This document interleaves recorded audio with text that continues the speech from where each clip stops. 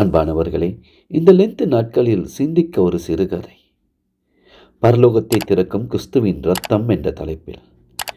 Victoria மகாராணி வசித்து வந்த அரண்மனைக்கு சற்று தூரத்தில் ஒரு ஏழை கிறிஸ்தவ பெண்மணி தனது பெரிய குடும்பத்தோடு அநேக குழந்தைகளோடு வசித்து வந்தாள். இவள் மிகுந்த ஏழையாயிருந்தாலும் எப்பொழுதும் மகிழ்ச்சியாகவும் தேவனை துதித்து பாடிக்கொண்டிருப்பதை மகானியார் கவனித்து கொண்டே வந்தார்கள். ஒரு நாள் மனதில் ஏவப்பட்டவர்களாய் மகாராணியார் தனது வாகனத்தை விட்டு இறங்கி அந்த வீட்டுக்கு முன்பாக சென்று அந்த வீட்டுக்குள் சென்று, சகோதரியே, நீங்கள் எப்போதும் சந்தோஷமாக இருக்க காரணம் என்ன என்று வினாவினார்.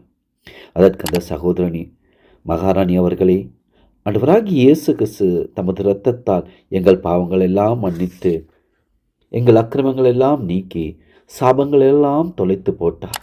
அந்த நிச்சயம் எங்களை எப்போதும் மகிழ்ச்சியாக வைத்திருக்கிறது என்றார். அந்த ஏழை சகோதரிக்கு ஏதாவது உதவி செய்ய வேண்டும் என்று அவள் மகாராணிக்கு வரவே அந்த சகோதரின் தேவை என்னவென்று கேட்டார். 2 முறை 3 முறை கேட்டார்.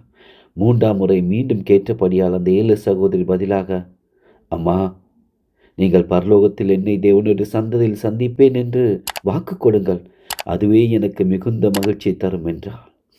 அந்த பதில் விக்டோரியா மகாராணியின் உள்ளத்தை அசைத்தது. ஆம், இயேசுவின் இரத்தத்தில் புண்ணியத்தில் தான் நான் நிச்சயமாக பரலோகத்தில் சந்திப்பேன் என்று உறுதியான குரலில் சொன்னார். உண்மைதானே தேவ பிள்ளைகளே, பரலோகத்துக்கு வழி நம் அருமையானவராகி இயேசு கிறிஸ்து ரத்தமே, வேறொன்றுமே இல்லை. அத்தான் 1 பேதுரு 1:19 என்ன சொல்லுகின்றது?